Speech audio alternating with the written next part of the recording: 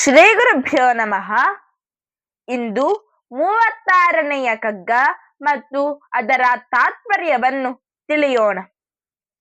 ಎಲ್ಲೆಲ್ಲಿಯೂ ಮೋಹ ಸಂಭ್ರಾಂತಿಗಳ ಕವಿಸಿ, ಸಲ್ಲದ ಕುಮಾರ್ಗದೊಳು ನಿನ್ನ ತಾಂ ನಡೆಸಿ, ಗೆಲ್ಲಲಿಲ್ಲವನ ಪರೀಕ್ಷೆಯೊಳಗೆಂದು ವಿಧಿ, ಸೊಲ್ಲಿಪುದು ಸರಿಯೇನೋ ಮಂಕುತಿಮ್ಮ, ಸೊಲ್ಲಿಪುದು ಸರಿಯೇನೋ ಮಂಕುತಿಮ್ಮ.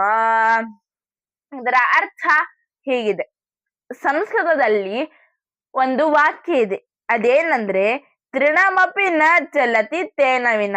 ಅಂದ್ರೆ ಅವನಾಣತಿಯಂತೆ ನಡೆಯುವ ಈ ಜಗತ್ನಲ್ಲಿ ಪ್ರತಿ ಘಟನೆಗೂ ಅವನೇ ಕಾರಣ ಅಂತ ಆ ವಾಕ್ಯದ ಅರ್ಥ. ಇದು ಕಗ್ಗಕ್ಕೆ ಹೋಲಿಕೆ ಆಗುತ್ತದೆ. ಹೇಗೆ ಅಂತ ಮುಂದೆ ನಾವು ನೋಡುತ್ತೇವೆ.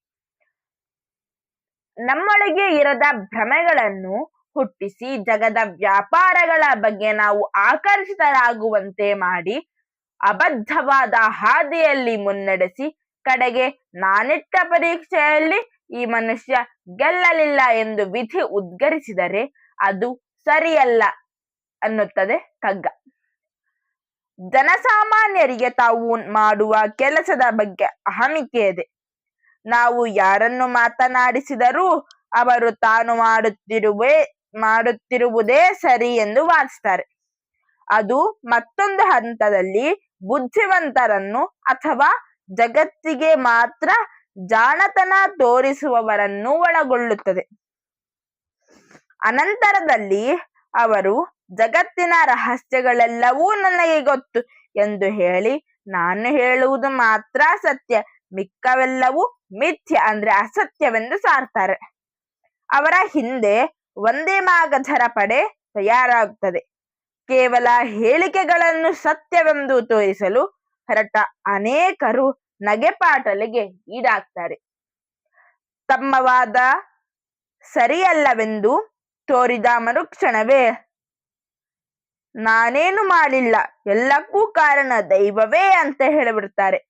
ಇವರದು ಒಂದು ವಿಭಾಗವಾದರೆ, ಮತ್ತೊಂದು ವಿಭಾಗ ದೇವರು ಜನರನ್ನು ಹೊರೆ ಹಚ್ಚುವ ರೀತಿಯನ್ನು ಕುರಿತಾದ ಪ್ರಸಿದ್ಧವಾದ ಸಿದ್ಧಾಂತ. ನಮ್ಮೆಲ್ಲರ ಜೀವನಯಾನಕ್ಕೆ ಕಾರಣಕರ್ತನಾದ ದೈವವು ನಮ್ಮನ್ನು ಪರೀಕ್ಷೆಗೊಳಪಡಿಸುವುದು ವಿಪರ್ಯಾಸ. ಅನಂತರ ನಾವು ಗೆಲ್ಲಲಿಲ್ಲ ಎಂದು ಅಣಕಿಸುವುದು ಸರಿಯಲ್ಲ. ಹಾಗಾದ್ರೆ ಇದರಿಂದ ಪಾರಾಗುವ ಬಗೆ ಹೇಗೆ? ನಮ್ಮ ಬದುಕಿಗೆ ಗುರಿ ಇರಬೇಕು, ಅದನ್ನು ಸಾಧಿಸುವ ಛಲ ಇರಬೇಕು. ಆಗ ಮಾತ್ರ ನಾವು ಸತ್ಯದ ಮಾರ್ಗ ಆಯ್ದುಕೊಂಡು ಪರಸತ್ವವನ್ನು ತತ್ವಗಳ ಮೂಲಕ ಕಾಣಲು ಯತ್ನಿಸಬಹುದು. ಬನ್ನಿ ಸ್ನೇಹಿತರೆ, ಬನ್ನಿ ಆ ಹಾದಿಯಲ್ಲಿ ಹೆಜ್ಜೆ ಇಡೋಣ. ಮುಂದಿನ ಕಗ್ಗವನ್ನು ಮತ್ತು ಅದರ ತಾತ್ಪರ್ಯವನ್ನು ನಾಳೆ ತಿಳಿದುಕೊಳ್ಳೋಣ.